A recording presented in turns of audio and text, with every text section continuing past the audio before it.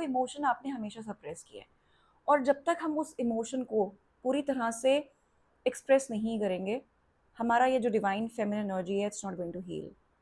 हम अपनी full potential, अपनी फुल पावर में नहीं आ पाएंगे। तो आपका जो थ्रोट चक्र है, it's your strength, this is what your guides are telling me right now, and every word you say it becomes like a prayer to you.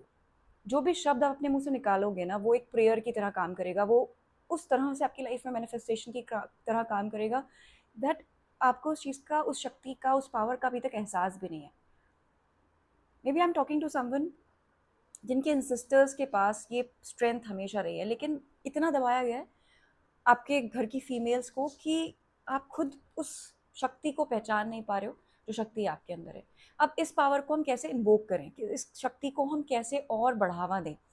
पहली चीज़, जो भी शब्द हम इस्तेमाल करते हैं, चाहे अपने लिए चाहे दूसरों के लिए, वो जनरली ऐसे लोगों के लिए मैनिफेस्ट हो जाता है। आपके लिए भी मैनिफेस्ट होगा, दूसरों के लिए भी। तो कभी भी अपने मुंह से कुछ भी कड़वा कोई भी शब्द किसी और के लिए ना निकालें। रीज़न बताती हूँ क्यों।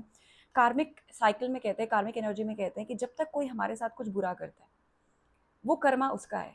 बट द मोमेंट हम अपने शब्द गलत तरीके से इस्तेमाल करते हैं, एक होता है कि हम बैलेंस फॉर्म में उसको उसकी गलती बताएं, उसको समझाने की कोशिश करें, और एक होता है हम किसी को कर्स करें, हम किसी को कुछ ऐसे शब्दों का इस्तेमाल करें जो एक डिवाइन फेमिनिन एनर्जी के लिए सही नहीं है। मतलब आप कुछ ऐसे कर्स वे में किसी सामने वाले को बातें कह दो जो मैनिफेस्ट हो जाए। इतनी स्ट्रांग एनर्जी, इतनी स्ट्रांग पावर आपके अंदर है। तो ऐसे में क्या होगा, उस इंसान का कर्मा जो है ना, वो सप्रेस हो जाएगा और आप पे आ जाएगा वो कर्मा। सो अपनी इस पावर को, अपनी स्ट्रेंथ को बहुत बैलेंस तरीके से इस्तेमाल करना है आपको।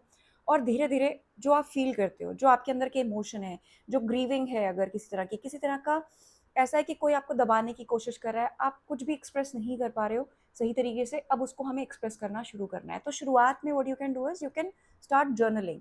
आप लिखना शुरू कर सकते हो। आपके मन का जो भी इमोशन है, किसी की तरफ एंगर भी है ना, तो भी उसको लिखो, बिना किसी फिल्टर के लिखना शुरू करो। एंड देन उस पैटर्न को रिकॉग्नाइज करो that where this anger is coming from, where this grieving is coming from, why I'm not able to speak what I feel, because यहाँ पे इमोशनल एक्सप्रेशन की कमी है। जब तक ये क्वीन ऑफ सोर्ड अपने आप को एक्सप्रेस नहीं करेगी, she has a sword, that sword वो उसकी जबान है, वो सोर्ड है उसकी विजडम, वो सोर्ड है उसका माइंड, वो सोर्ड है उसका लॉजिकल थॉट प्रोसेस, वो सोर्ड है उसकी स्ट्रेंथ, वो सोर्ड है उसकी वो लर्निंग्स, वो विजडम जो उसने गेन करी हैं अपने पाथ में, जो अभी तक सोल की जर्नी रही है। जो भी दर्द, जो भी पेन से आप गुजरे हो, आपने उस विजडम को अल्कमाइज किया into your strength, and now it's time to deliver that strength into the world.